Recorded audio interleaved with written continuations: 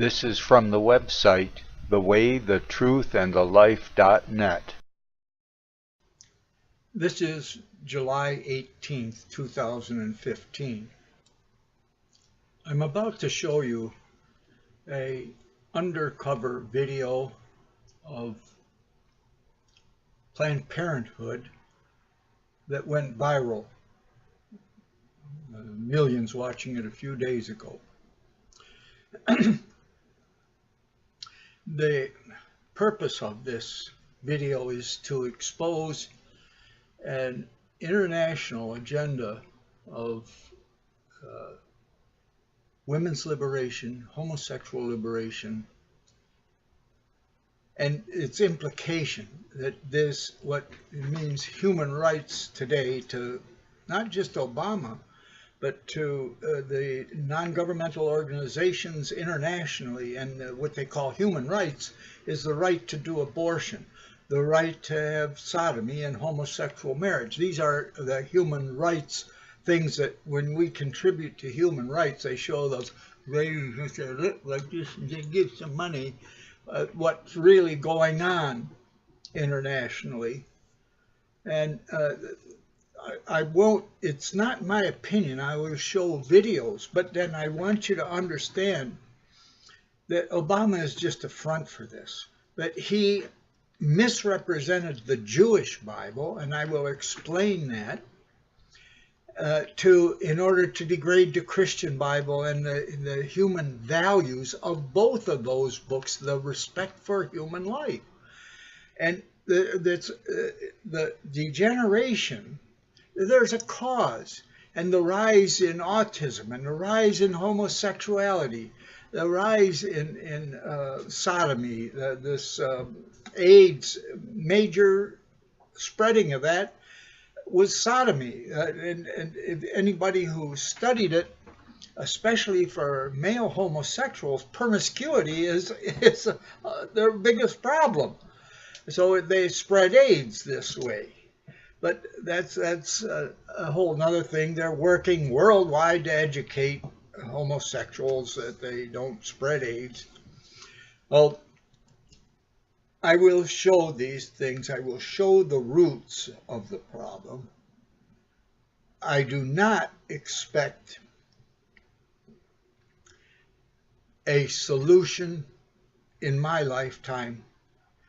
I do not believe that democracy will address the real problem. I believe the majority of the people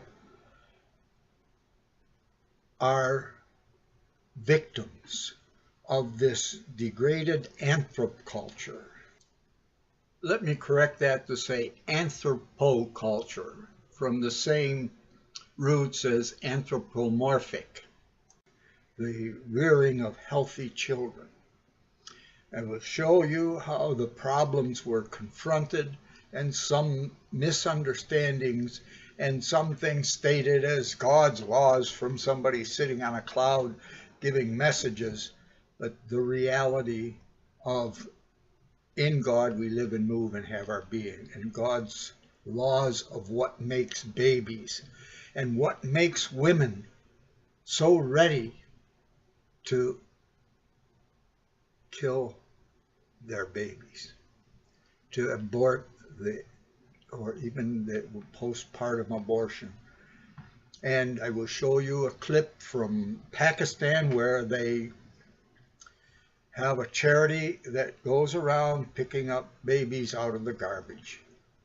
That the willingness to sacrifice them is real. I will show you the observations. I will give you some insight into the background and that this problem was confronted by Judaism. The Jewish people were a chosen people that didn't sacrifice their children. But we'll talk more about that. That's what Abraham set the example. Instead of killing his child, God on a cloud told him, take that animal caught in the bushes and sacrifice animals instead of your children. And he set that as a model. But I'll get on with it now. I'm going to show you a video clip, news clip, that was posted on YouTube on the 14th. And within 2 days, it had over 2 million views. Now a story we guarantee most of you have never heard before. Big money is being made from the sale of fetal body parts. Even the most ardent pro-choice advocates, like Planned Parenthood President Gloria Feld, are disturbed by what we found. It seems inappropriate, totally inappropriate. Where there is wrongdoing, it should be prosecuted and should be brought to justice. That was in 2004. The video clip I'm about to show you was an undercover clip taken in 2014, last year. It was posted on YouTube on the 14th of this month, and in 2 days, over 2 million people had viewed it.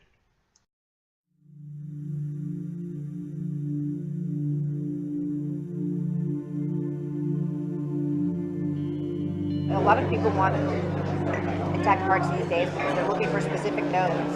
Maybe to destiny. I was like, wow, I didn't even know. Good for them. Yesterday was the first time she said people wanted lungs.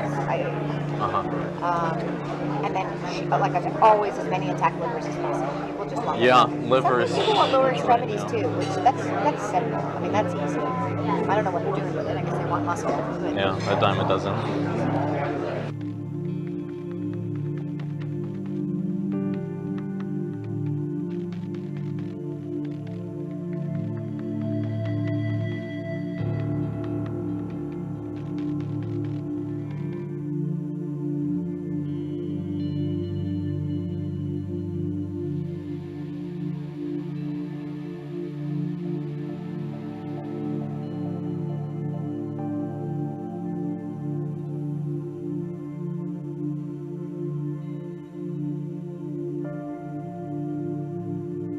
I'm the medical director for the national office for all of the affiliates. so I say, okay, what are you looking to supply today? We've been very good at getting heart, lung, liver.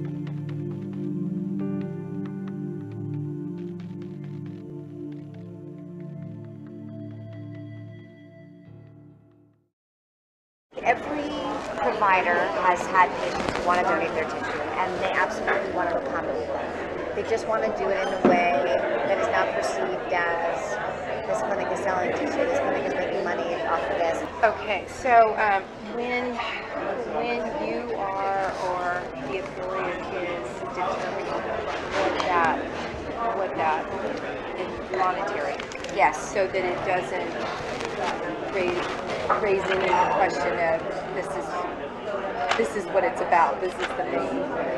What price range would you? You know, I'm going to throw a number out. I would say it's probably anywhere from $30 to $100, depending on the facility and what's involved. The $30 to $100 price, that's per specimen that we're talking about, right? Yeah. Yes. The $30 to $100 price, that's per specimen that we're talking about, right? Yeah. Yes. How much of a difference can that actually make if you know what's expected or what we need versus? It makes a huge difference. I'd say a lot of people want liver, and for that reason,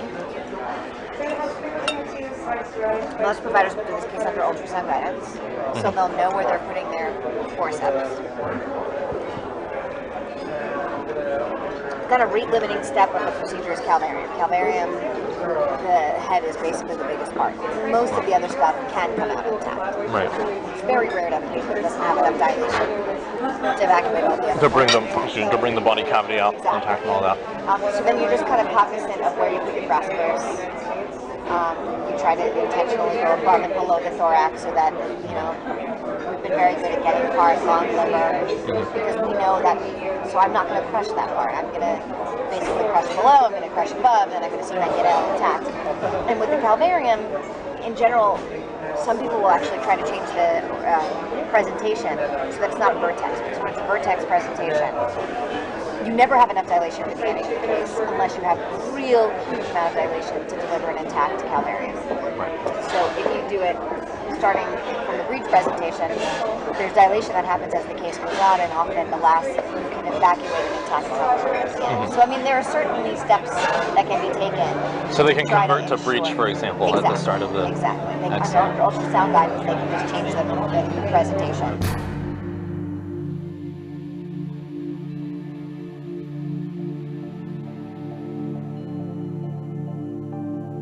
Under ultrasound guidance, they can just change the presentation. To bring the body cavity out, intact and all that. So if you do it starting from the breech presentation, there's dilation that happens as the case goes on, and often at the last you can evacuate an intact calvarium.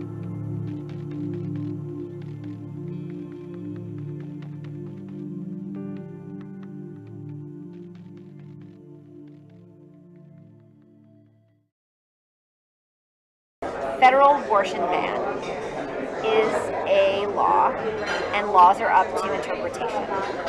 So if I say on day one I do not intend to do this, what ultimately happens doesn't matter. So yesterday was a clinic day. For example, like what did you procure? You know, I asked her at the beginning of the day what she wanted. Yesterday she's been at, a lot of people want intact parts these days because they're looking for specific nodes. AV nodes, SA. I was like, wow, I didn't even know. Good for them. Yesterday was the first time she said people wanted lungs. And then, like I said, always as many intact livers as possible. People just want livers. Some people want lower extremities too, which that's simple. I mean, that's easy. I don't know what they're doing with it. I guess they want muscle. Yeah, a dime a dozen. If you maintain enough of the dialogue to the person that's actually doing the procedures and they understand what the end game is, there are little things, changes they can make in your technique to increase your Even though they have a set way that they do it, they're open to changing it. The reasonable people, sure. For example, so I had 8 cases yesterday, and I knew exactly what we needed, and I kind of looked at the list, and I said, all right, this 17-weeker has 8 lambs, and this. So I knew which were the cases that were probably more likely to yield what we needed, and I made my decisions according to that too. So it's worth having a huddle at the beginning of the day, and that's what I do.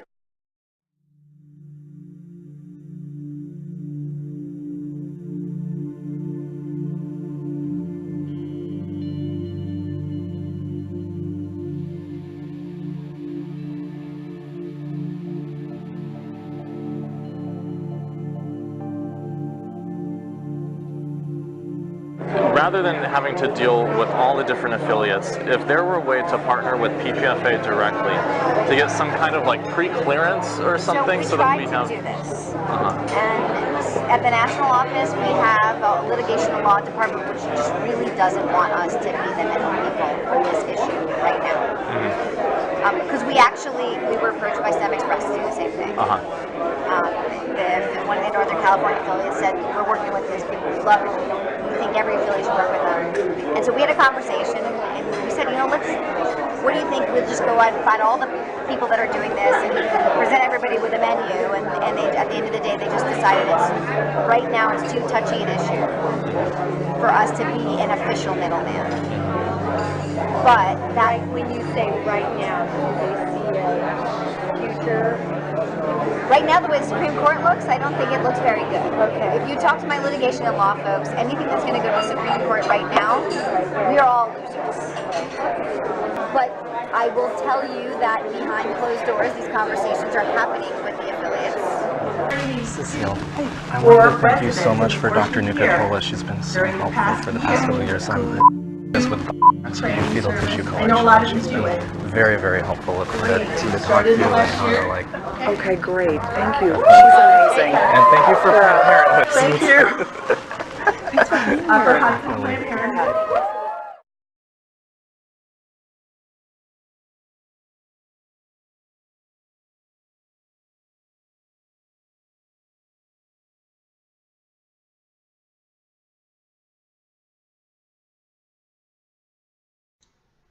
The next clip I'm going to show you is not just the murdering of fetuses, but the murdering of born children is common.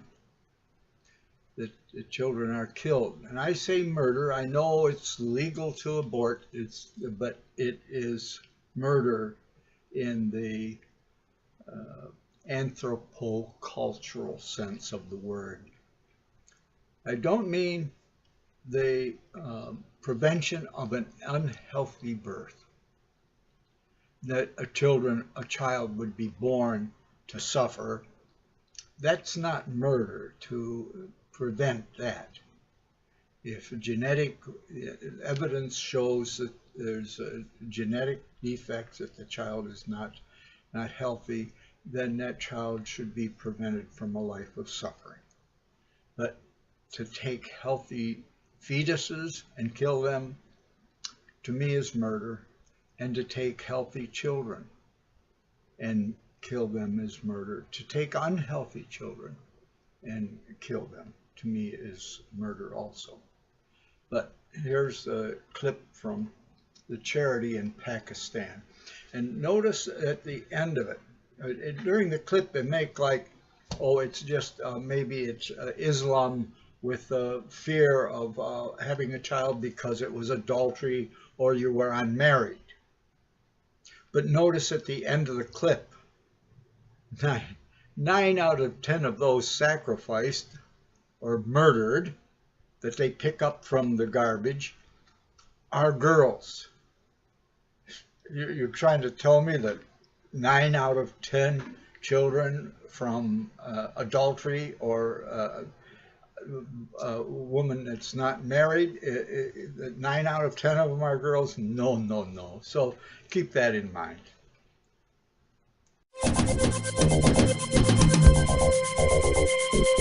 Babies abandoned and left to die in the middle of rubbish in Karachi. Their parents would have faced up to 7 years imprisonment if they had been caught, but that hardly ever happens. Volunteers from the Eddy Foundation recovered the 2 bodies in the middle of the rubbish. It is a sad routine for Mohammed, who's been driving Eddy's ambulances for 25 years. I've collected too many bodies, I can't even count them. Each time it's difficult, but once it was particularly painful. I went to pick up 2 babies, 2 girls in a rubbish dump. They'd been eaten by dogs, their small bodies were completely mutilated. In this conservative Muslim country, the birth of children outside of marriage is condemned, and adultery is a crime punishable by death under strict interpretations of Islamic law. Infanticide is a crime on the rise.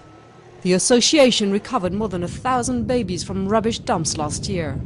Some are illegitimate children, handicapped, or simply born to poverty-stricken families. And statistics are frightening. 9 times out of 10 they are girls. Poor people abandon their daughters as they think that they'll be a liability in the future. Economic conditions are getting worse and a family needs at least $1 million rupees to get a girl married off. That's almost $12,000, and the cost of a wedding can simply be crippling for poor families.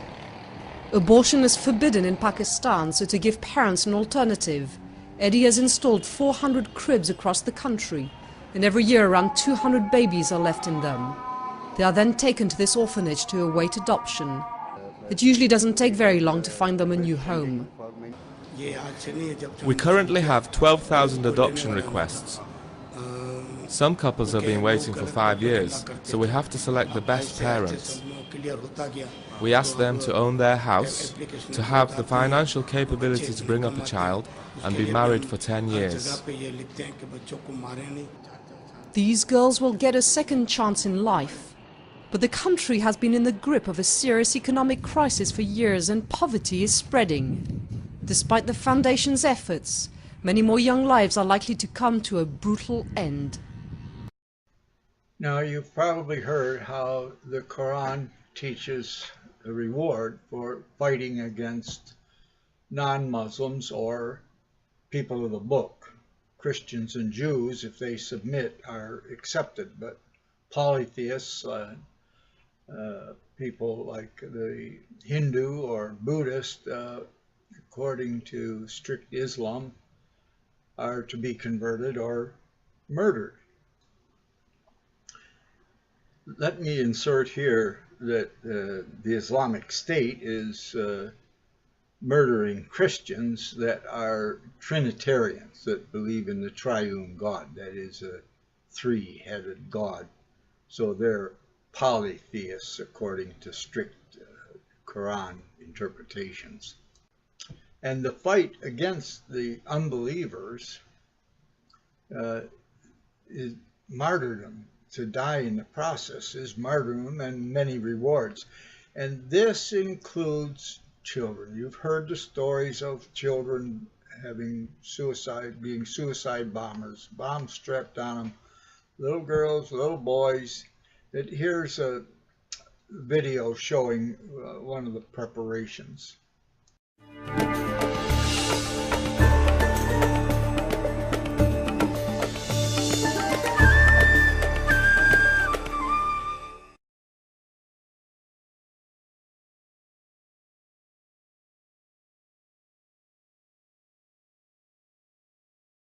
الرحمن الرحيم وأفضل الصلاة وأتم التسليم على سيدنا محمد خاتم الأنبياء والمرسلين. ونلتقي مع أحد الأطفال، أطفال الحرية يتمنون الشهادة في سبيل الله تعالى. نلتقي مع السلام عليكم أخوي. وعليكم السلام. شلونك يا أبو؟ الحمد لله. شو أخبارك؟ الحمد لله. أشوفك شايل كريه وقام تحفر، شكون أخوي قام تحفر منين أنت؟ محفر قبري بيدي بإذن الله شهيد، ما ظل لا عالم ولا ناس. يعني تطلب الشهادة أنت من الله؟ بإذن الله. إن شاء الله يا رب، الله يوفقك ويجزيك الخير يا رب، ودير بالك على حالك أمانة. كان معكم فريق مكتب النخبة الإعلامي في مدينة دير الزور 18/11/2012.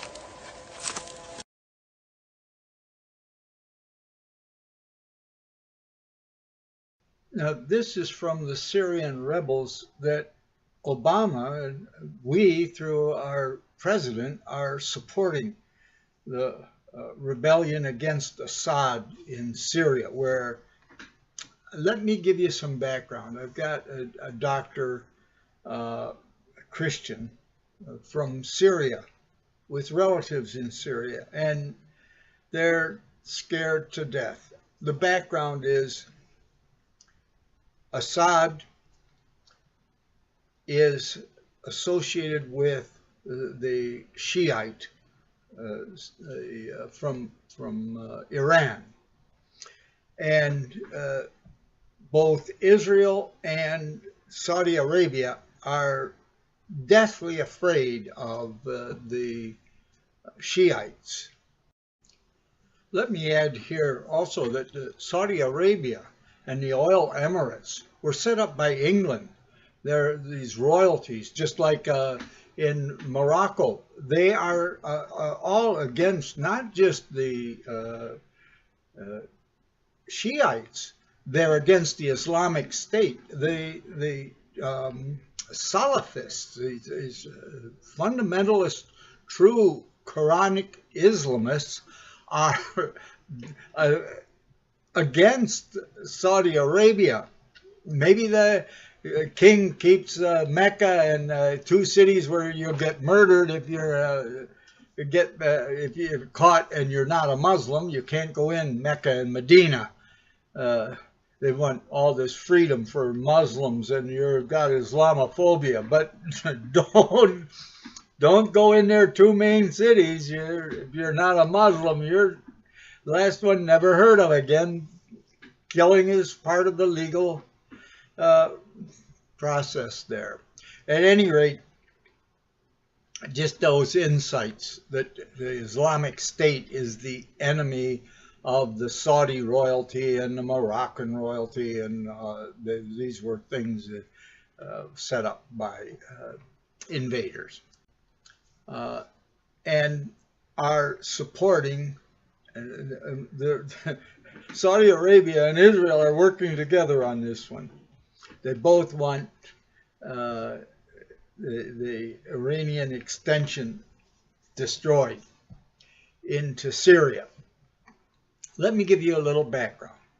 There was a rebellion of the Sunni Muslim Brotherhood in Syria, and that Assad's father exterminated that and drove them out. They're back now with Obama's support, but that was like a generation ago. They were killing non-Sunni Christians and Shiites and Assad's father put that rebellion down. It has been a safe place for Christians ever since the Muslims took over that area. And now it's not. They attempt to overthrow Assad, and this young suicide preparer, ready to go and murder people and commit suicide, child sacrifice, these are the people that Obama is supporting against Assad to please Saudi Arabia and Israel. And then he goes and makes agreements with Iran on their nuclear stuff, and the Americans can't even be part of the inspection team. He's playing Sunni against Shiite, but that's a whole nother thing. Oh, by the way, any international agreement like this thing with Iran requires, by our Constitution, it requires the approval of the Congress before it's valid.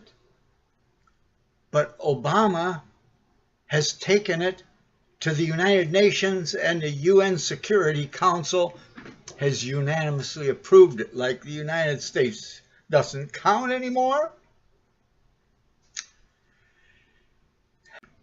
At any rate, we are paying and arming these people that in the clip I just showed you. But let's go on with it. Now I'm going to give you some observations that will help you understand why Obama is supportive of both Sunni and Shiite while he's actually playing them off one against the other. But look at what's coming up here. An African prelate is confirming the existence of a terrifying Western agenda Pope Francis has warned against. Our own Ryan Fitzgerald has the story. Pope Francis recently urged Filipinos to resist what he calls ideological colonization. He's referring to a Western agenda hell-bent on spreading the culture of death around the world, imposing things like abortion, contraception, feminism, divorce, and sodomy on non-Western societies. The Philippines got a taste of it in 2012 with the passage of its so-called reproductive health bill. Please understand what they mean by reproductive health. They mean legalizing the murder of fetuses. Reproductive health. Look at the way the words are twisted. And this is a non-governmental organization that will have tax-exempt status like a church. It's a charity. Of course, they raise their own salaries, and that it swells their ranks tremendously. Ushering legal contraception into the Catholic nation, the bill was funded by Western population control agencies like the United Nations Population Fund and the United States Agency for International Development. Last week, Ghana's Archbishop Charles Palmer Buckle confirmed the same thing is happening in his country, complaining he could never get support from the UN when he was running health facilities because he, quote, didn't have the right positions on gender and so on. And now, another African prelate is calling out the West. Bishop Emmanuel Badejo of Nigeria has revealed that the U.S. would only assist his country with Islamic terrorist group Boko Haram if it embraces sodomy and contraception. The bishop says, "I take it all back to the agenda of population control. That's my theory. Anything that can reduce the population."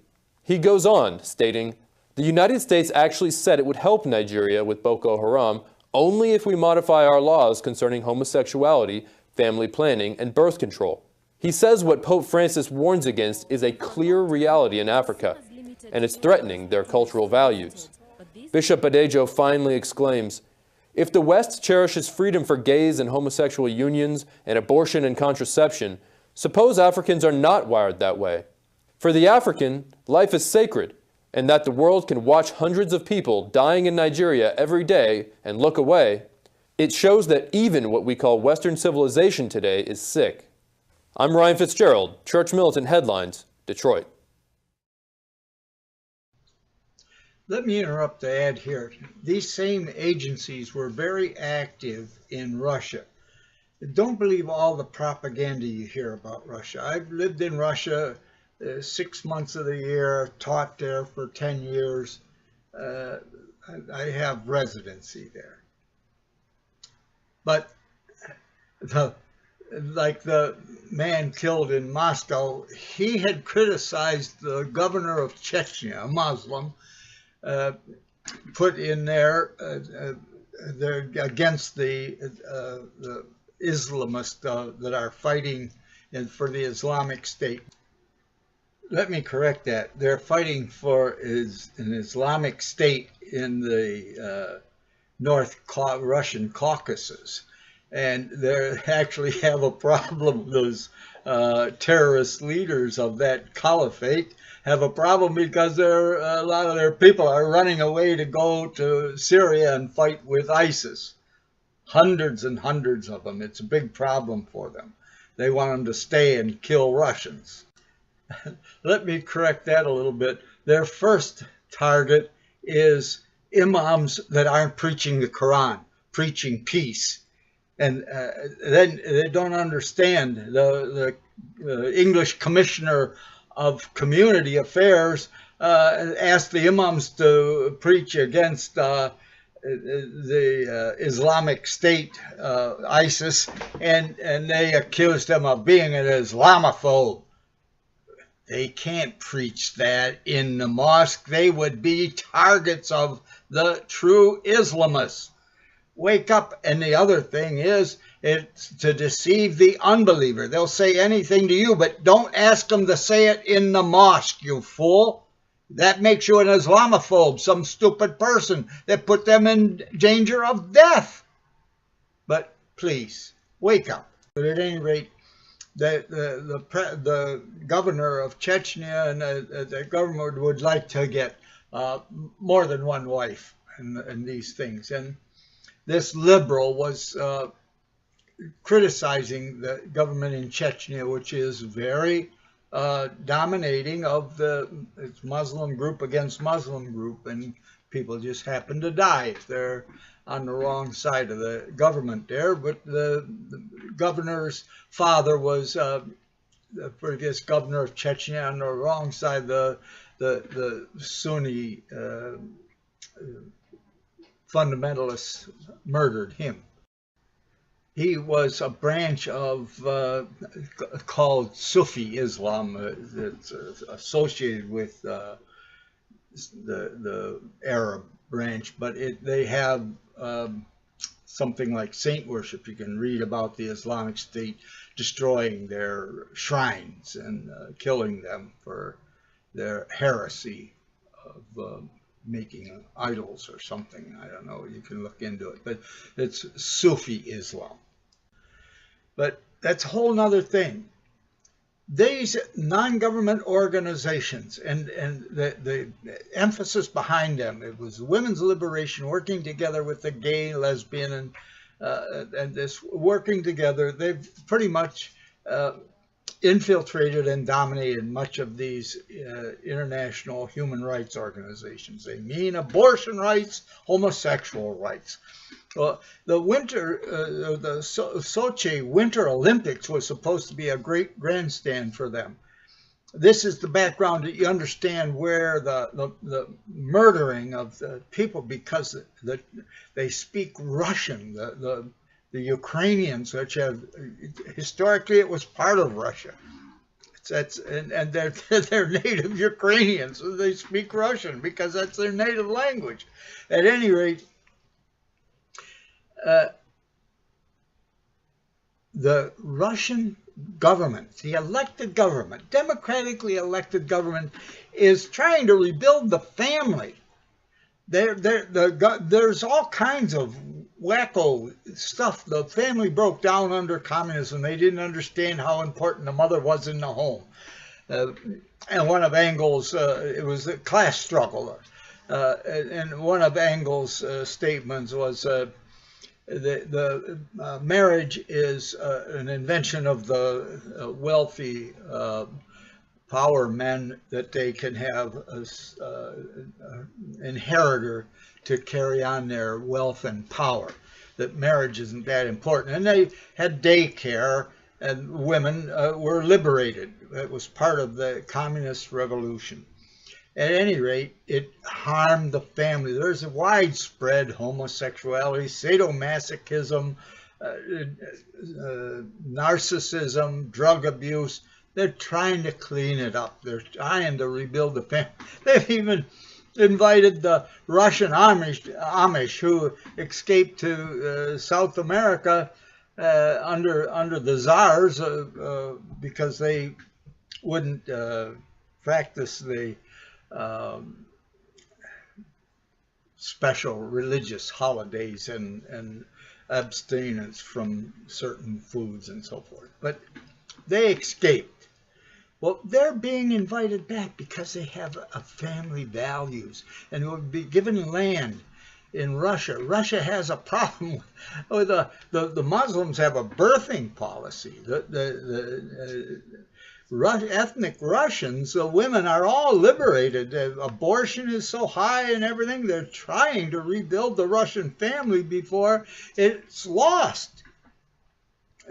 Something like 2040 is supposed to be a majority Muslim. Like the Turkish general said, we don't have to take Europe by jihad. We're going to ride the democratic bus. They've got a birthing policy. What's it? The West Bank has increased its population 5 times since 1948. And we're paying for it through the UN. We're building the houses and giving them food. So all they have to do is make babies. And they are. The average age in West Bank is something like 13. I misspoke there. I'm not sure about the West Bank. It's high. The Gaza is what I was referring to, a teenager being the average age. But this birthing policy is part of Islam, and like the Turkish general said, we don't need to take Europe by jihad. We're going to ride the democratic bus. Well, the Russian government is trying to rebuild the Russian family. And they've rediscovered for human potential, the anthropoculture needs to have a mammalian nursing bond, maternal nursing bond, a mother in the home and respect for the father, and that's gone. The 4 stages, which have been historically known and verified by observation over and over, the reason why there's so much homosexuality amongst the royalty and the upper class, it's always been because the children are raised by wet nurses and babysitters and they don't reach their higher potential. It's normal. It's normal for every baby to be narcissistic. It's the first level of just go and you care for them. The next level is boys like boys and girls like girls. The homoerotic stage is just normal. And if you get a child involved in it before they've gone to the higher levels of development, you get them sexually awake, they get lost. And it's a problem confusing their life. But that's a whole nother thing. If they have a healthy foundation along about 10 or 12, puberty, the opposite sex is very exciting, you know. And that's the heteroerotic stage. And then if they really find someone they're attracted to and they have a healthy foundation of a mother and father, which, by the way, one of our missionaries from Kazakhstan said, she has a hard time preaching Father God in Russia because the men are so disrespected.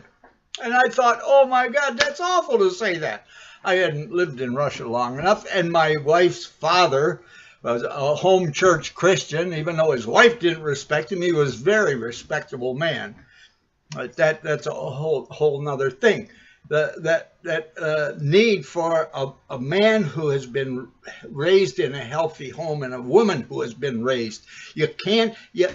My uncle had a mink ranch in Pennsylvania, and one of the basic things of anybody that raises mammals is to have a good breed, choose the mothers well. And by that I meant the ones who feed their babies and care for them. You keep them and their babies. That's good genetics. The other ones, you make fur out of them. That's the way you build a healthy herd or whatever. At any rate, they're trying to rebuild the family. And that other level, the highest level, altruistic, non-selfish, is what happens if your love for your mate made a baby. Your love is projected into that little thing. And you've got someone to be with you, because raising a child and caring for it can cause so much pain. They can die, they get sick, they get corrupted. It's so painful. If you don't have another mate that you're both suffering together, you're alone with this terrible pain. If you have someone that can give you empathy and you can give them, it's healing. Now, this ability to care, it's assuming they were cared for. Most often, the early daycare destroys that ability to care. The rise of narcissism is exponential, and it is the lack of breakdown. Each generation is less the woman. If you take a puppy away from its mother too soon, it doesn't know how to be a mother. And every generation can get worse until you have nothing but junkyard dogs. But that's a whole other thing. There's a lot of people don't have the ability to care. But there can be substitutes. I personally met one of the two sisters from South Africa, Jewish, that their nanny was one of our home church women. And they loved her so much that they ended up following her in converting to Christianity and becoming missionaries, home church planters, giving their life to that. I haven't personally met, but there was the same thing happen with the royal family, part of the royal family in England, and that rich Jewish family. The ones that were spread out, can't remember the name, but one of them was knighted in England. They built an international bank. The family, that part of the family in France had one of our home church women as a nanny, and there was significant influence and effect for the love that they gave. But that's a whole nother thing. Let's get on with it. But that's a whole nother thing. They're trying to rebuild the family so that they go through the stages from narcissistic to homoerotic to heteroerotic to altruistic, and then end up being caring for the community. Like, believe it or not, Putin cares for Russia in an unselfish way.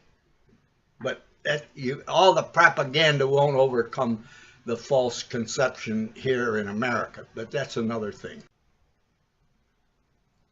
And they made laws that you cannot propagandize homosexuality in front of children. Homosexuality is rampant, but they're trying to protect children from this propaganda. And they outlawed gay pride parades in Sochi. Obama didn't send anybody but homosexuals there to the Winter Olympics. And that's where the war against Russia started. Here's the Obama administration preparing to overthrow the elected president of Ukraine because he was pro-Russian. The Assistant Secretary of State over European ambassador. What do you think? I think we're in play. The Klitschko piece is obviously the complicated electron here, especially the announcement of him as Deputy Prime Minister. And you've seen some of my notes on the troubles in the marriage right now, so we're trying to get a read really fast on where he is on this stuff. But I think your argument to him, which you'll need to make, I think that's the next phone call we want to set up, is exactly the one you made to Yachts. And I'm glad you sort of put him on the spot on where he fits in this scenario. And I'm very glad he said what he said in response. Good. So I don't think Cleach should go into the government. I don't think it's necessary. I don't think it's a good idea. Yeah, I mean, I guess you think, what, in terms of him not going into the government, just let him sort of stay out and do his political homework and stuff. I'm just thinking in terms of sort of the process moving ahead, we want to keep the moderate Democrats together. The problem is going to be Tony Book and his guys. And, you know, I'm sure that's part of what Yanukovych is calculating on all of this. I think Yats is the guy who's got the economic experience, the governing experience. He's the guy, you know, what he needs is Cleach and Tony Book on the outside. He needs to be talking to them 4 times a week, you know. I just think Cleach going in, he's going to be at that level working for Yatsenyuk. It's just not going to work. Yeah, no, I think that's right. Okay, good. Well, do you want us to try to set up a call with him as the next step?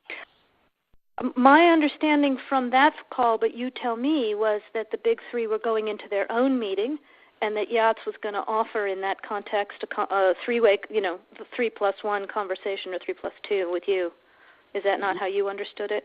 No, I mean, that's what he proposed, but I think just knowing the dynamic that's been with them where Klitschko has been the top dog, he's going to take a while to show up for whatever meeting they've got, and he's probably talking to his guys at this point. So I think you reaching out directly to him helps with the personality management among the three, and it gives you also a chance to move fast on all this stuff and put us behind it before they all sit down and he explains why he doesn't like it. Okay, good. I'm happy. Why don't you reach out to him and see if he wants to talk before or after? Okay, will do. Thanks. Okay, I've now written, one more wrinkle for you, Jeff. Yeah. I can't remember if I told you this or if I only told Washington this, that when I talked to Jeff Feltman this morning, he had a new name for the UN guy, Robert Seri. Did I write you that this morning? Yeah, okay. I saw that. He's now gotten both Seri and Ban Ki-moon to agree that Seri could come in Monday or Tuesday. Okay. So that would be great, I think, to help glue this thing and have the UN help glue it. And, you know, fuck the EU. No, exactly. And I think we've got to do something to make it stick together, because you can be pretty sure that if it does start to gain altitude, the Russians will be working behind the scenes to try to torpedo it. And again, the fact that this is out there right now, I'm still trying to figure out in my mind why Yanukovych did that. But in the meantime, there's a Party of Regions faction meeting going on right now, and I'm sure there's a lively argument going on in that group at this point. But anyway, we could land jelly side up on this one if we move fast. So let me work on Klitschko, and if you can just keep, I think we want to try to get somebody with an international personality to come out here and help to midwife this thing. And then the other issue is some kind of outreach to Yanukovych, but we can probably regroup on that tomorrow as we see how things start to fall into place.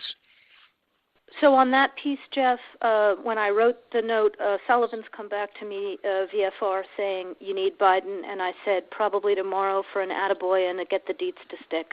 So okay. Biden's willing. Okay, great. All right. Thanks. Now, what about the fascist groups that they were supporting to overthrow this elected president of Ukraine because he was pro-Russian? In what that's a whole nother thing. Right sector is a fascist. Their roots go back to supporting Hitler and fighting against the communists and the Jews. Folks, there's a couple of clips out there, I think, on YouTube, a BBC interview where they stated openly the hate for Russians and Jews, and the Russian-speaking people are their enemy. It's like killing the people in Quebec because they speak French. And they still have the hate for communists and Jews. And they're like a fifth column. They get paid and they're allowed to go along with the army killing Ukrainians because they speak Russian.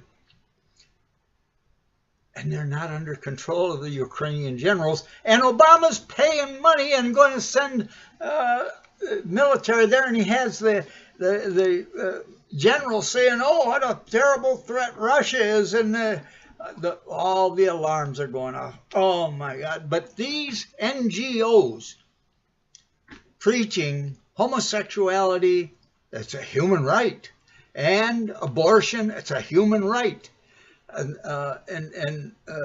all these things, and public gay pride, like Obama lights up the White House and has Gay Pride Month and has all his administrators proud of their homosexuality and their homosexual relationships.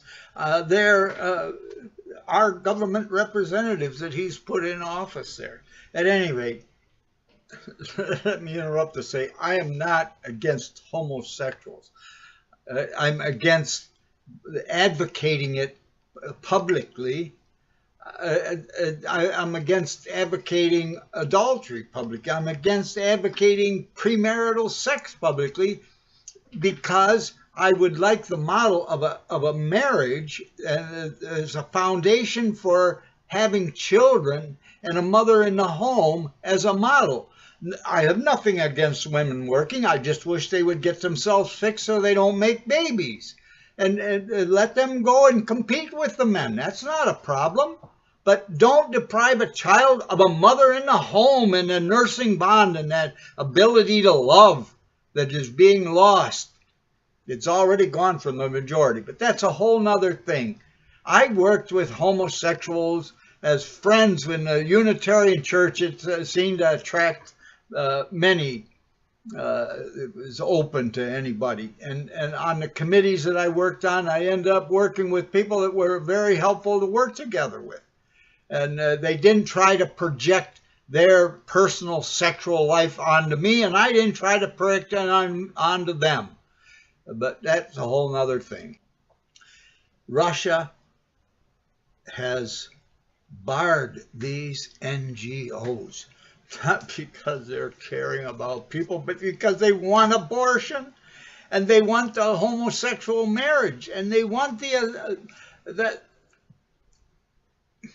Anyway, let's get on with it, because there's a more important message about how the anthropoculture has regressed and what it had.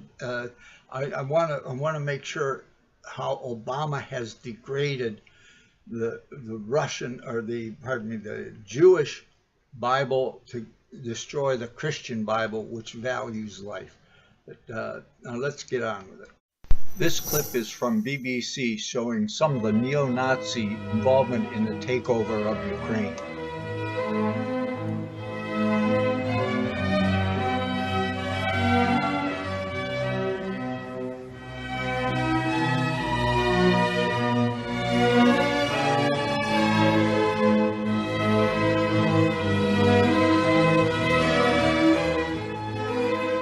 In place of the defiant speeches, the somber strains of Beethoven now ring out over Independence Square. This revolution is moving into a new phase.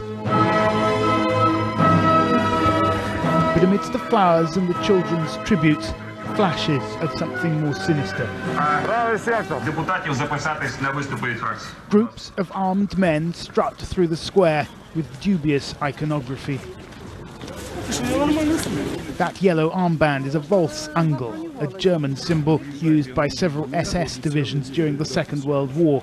Far-right graffiti is appearing, daubed on the walls of the city. The people who brought down the government were overwhelmingly ordinary Ukrainians, students and doctors, workers and even families, people who simply refused to back down. But the most organised and perhaps the most effective were a small number of far-right groups. When it came to confrontations with the police, it was often the nationalists who were the loudest and the most violent. A group calling itself the Right Sector is perhaps the largest. Its members can be seen marching around Kiev in columns of about a dozen. Mostly they carry baseball bats. Sometimes they carry guns. We met these men posing for pictures outside the burnt-out remains of what was once their headquarters. I asked them about their political beliefs. Национал-социалистская тематика Иногда в некоторых людях она есть проступает, как бы, ну, чтобы была единая нация. Но не у всех это не заложено в основе этой организации, это у некоторых людей есть. А у вас? У меня лично есть. В смысле? Объясните. Ну, мне как бы нравится эта идея единой нации. Я хочу, чтобы нация была единая, чтобы один народ, одна страна, одна нация. А это подразумевается что? Что? Ну, как бы, чтобы чистая нация. Ну, не то, что там, как бы у Гитлера как было. Ну, в своем роде немножко, ну, маленько, но было, чтобы своя нация. What about the East, I asked? What about Crimea, where many Ukrainians feel close historical ties to Russia? Кому нравится Россия, пусть едут в Россию. Украина только для украинцев. Police have largely disappeared from the streets of Kiev. Law and order is maintained by so-called self-defense groups. Not all hold extreme views, but those who do are often shy of the cameras. We got a late-night phone call from another group known as C14, inviting us to meet their leader at their new base.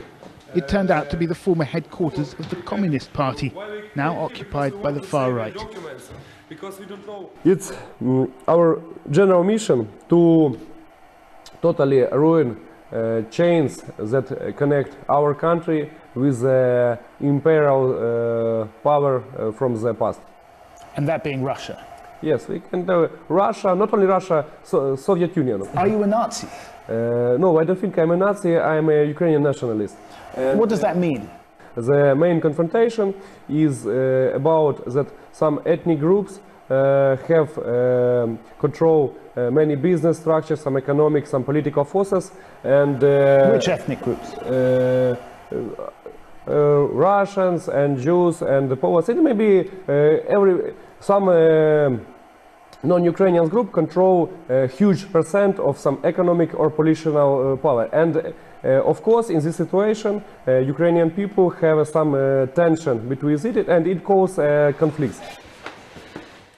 Mr. Karas says his group consists of around 200 men. C14 is affiliated with a political party called Svoboda, or Freedom, which now controls 4 ministries in the new government, including the Ministry of Defence. 2 of its MPs were recently photographed brandishing well-known far-right numerology. 88 stands for the 8th letter of the alphabet, HH, Heil Hitler. We, as Svoboda, in no way espouse Nazism. In fact, we fight against Nazism. For us, Nazism and communism are 2 sides of the same coin. Those are both totalitarian ideologies which destroyed the Ukrainian nation in the 20th century and fought against Ukrainians and killed millions of Ukrainians. The fervour of the revolution is beginning to fade now. People are starting to move on. But it's clear that it was the radical groups who kept up the pressure on Viktor Yanukovych, and many of them feel that this really is their victory. The question is, how much power will that give the far right in the new Ukraine? Ukrainian politics is in a state of flux. Different groups are jostling for position. Left-wing activists have also taken control of some government buildings, but it's the right that appears to be coming out on top. When the fighting started, they started to attract more and more young people, and then not only young people, but all kinds of persons. Where they were marginal, regarded as marginal previously, now they are seen as being at the core of the protest, and therefore at the core of those who now have a popular legitimacy to make decisions. With their anti-Russian rhetoric, events in Crimea will almost certainly play into the hands of the nationalists.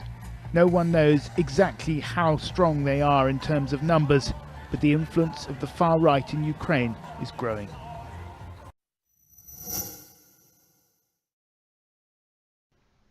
This is going to take longer than I really wanted, but I still, all this background, I want to show how Obama used the Old Testament to degrade Judaism, and the Christianity built on it, and he used a corrupt interpretation of Christianity to degrade the Christian part of the Bible. But I want to show you these clips and then give you some insight from them. I know the insights that I want to show you. I just reviewed a clip from Michael Savage and one from Mayor Giuliani, and I have the recall of the colloquium from Bruno Bettelheim when he was at the University of Buffalo on his retirement round. And all of these things, it's so important to understand this background and how it's corrupted and misunderstood by good people and bad, that I'm going to close this now and ask you to look back. The next video I make will have to do with the corruption of humanity, the corruption of the growing of healthy humans, and how it has evolved and where it comes from. The basic laws that are governing this and the genetics that are governing this. I don't expect the majority to even care today, but there are those that care, and I believe that we're headed for a point of destructiveness that will invite somehow a governance based on rationality and insight into the truth of nature, the truth of God's creation, the things that have been made out of God's eternal matter, space, and motion. So please, I'm going to stop now and publish this. And I'll put together the next video on these and use these clips. It's just getting too far. They're too long now. I'm going to end by showing you two clips of examples of children. One, a role model from Saudi Arabian television, and the other, a little girl that's the joy of my life.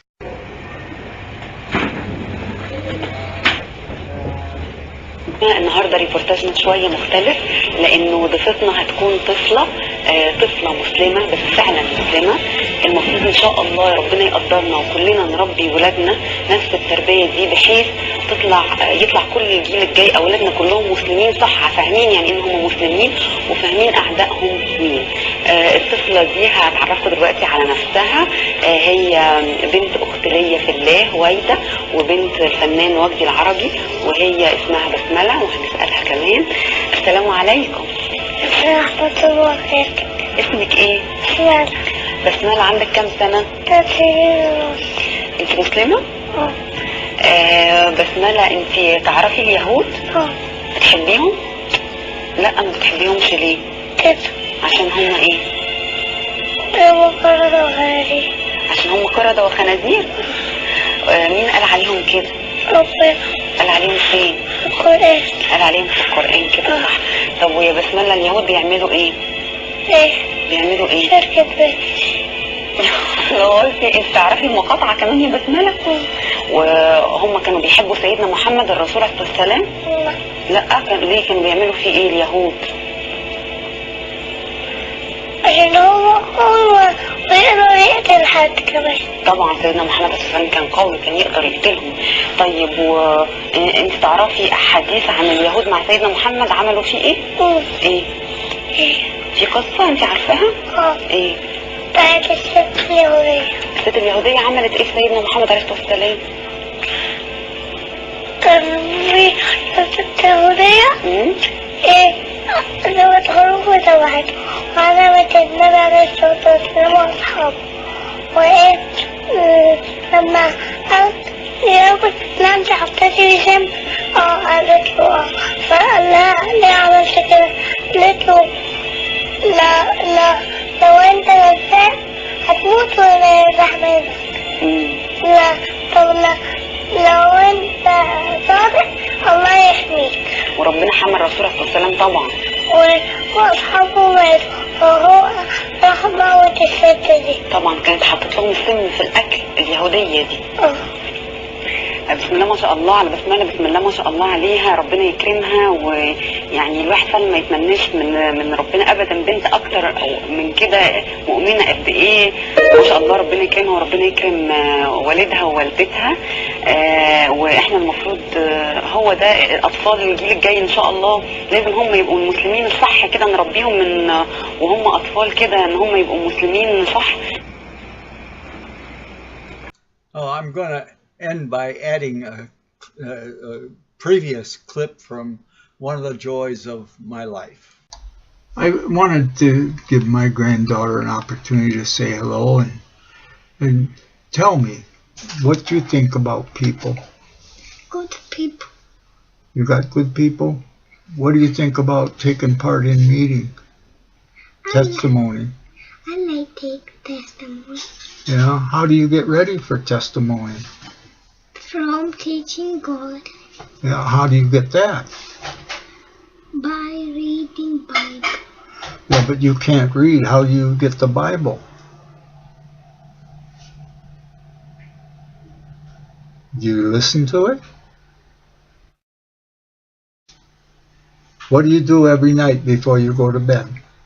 Listen some Bible. Oh, you got Bible on what? In telephone. On a cell phone. And you listen to the Bible before what? Sleep. Before sleep. Okay. I appreciate you bring a nice spirit to meeting, and I want to thank you for that. Say goodbye. Goodbye.